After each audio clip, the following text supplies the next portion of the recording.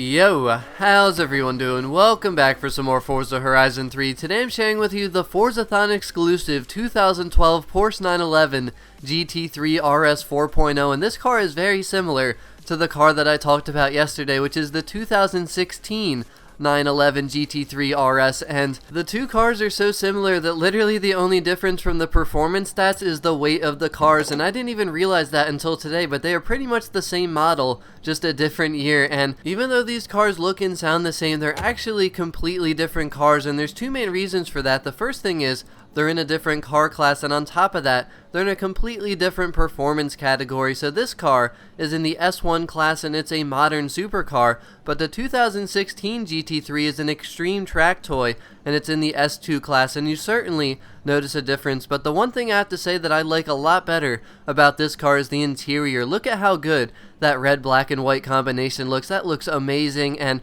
I thought I liked the interior of the 2016, but this one is even nicer. But in terms of performance, this car is pretty good overall. My favorite part about the car is the way it launches. The grip is really good, and considering this thing is rear-wheel drive, that is very important. It makes the car feel really good once you start driving it, and on top of that, the acceleration feels really good all the way through 4th gear. But the one weakness, and kind of similar to the 2016 GT3, the top end just really isn't there. It does top out at about 200, which is reasonable, but the problem is 5th and 6th gear are very sluggish and slow, and that kind of makes the car just feel slow overall to drive. But the thing is, the handling is very good, and once again, the way this car handles around corners completely makes up for that lack of top speed, and that's because you can maintain so much more speed when you come into and out of bends, and that is so important when you're racing. But on top of that, the braking is also good in this car. It's not amazing, but it certainly gets the job done and gets you ready for those sharp turns. But the one thing that I noticed that is a big difference between this car and the 2016 911 GT3